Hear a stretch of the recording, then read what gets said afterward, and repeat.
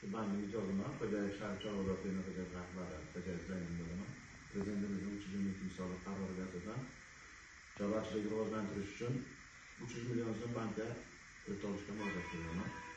Nasib bo'lsa kelajakda chorva qishloq sonini ko'paytirish, go'shtni arzon holatga keltirish, shu ishlarni fermer xo'jaligimizni nima deydi uni ko'p tarmoqli yo'lga o'tkazish maqsadida bankka murojaat qilaman.